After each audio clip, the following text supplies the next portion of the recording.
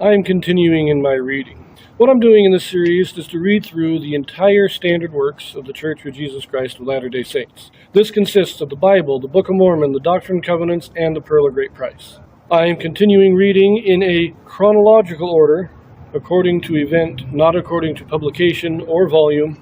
So I'm skipping around a bit as I move along.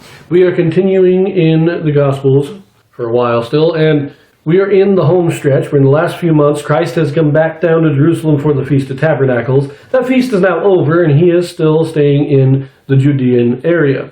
So he has spent the first 2.5 years almost entirely in Galilee in the north, and now his ministry is being focused around the Jerusalem area to preach to the Jews here as well.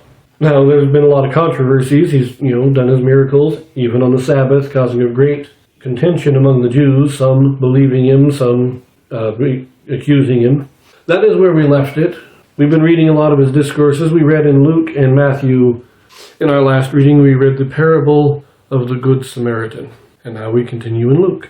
In this video, we have a Joseph Smith translation. Now, what the Joseph Smith translation is, this is a translation or correction done by Joseph Smith to restore those passages that have been lost or corrupted over the years. Luke chapter 10, verses 38 through 42.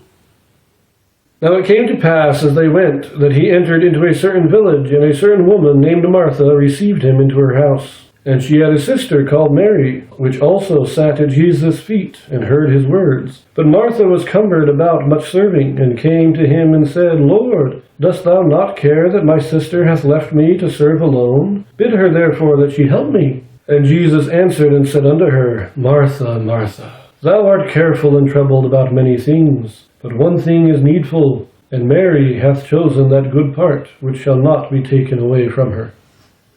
Martha, the traditions were that when you entered into a house, it was the women of the house would serve the meals while the men sat down and ate. Now, I'm not saying that the women didn't also sit down and eat, but they were the ones that prepared the meals, because the men have been out working all day, they've been doing their stuff, they come home, they are allowed to sit down and get a little rest while the women set the table. Christ comes in and he's teaching, like he always does. Mary sits down to listen while Martha is preparing everything. And she gets a little perturbed at this. But when she brings her concerns to Christ, Christ says, let her alone. She is looking for that which can't be taken away. They say, Martha is concerned about the work that needs to be done. Mary is listening to the words of Christ. I actually think Christ is in some ways telling Martha, you sit down and join us and listen. You don't need to be serving right now.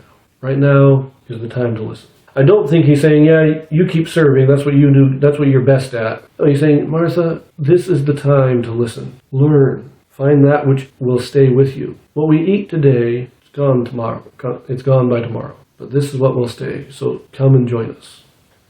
Let us now look at the Joseph Smith translation. In verse 38, as they went, that he entered into a certain villages, as they went, that they entered into a certain village. So it's not just Christ by himself going to the village, it's Christ and the apostles and all that. In verse 39, it said she had a sister called Mary, which also sat, is now who also sat, and that is it. We leave that here, and we continue in Luke for a while, so I will see you there.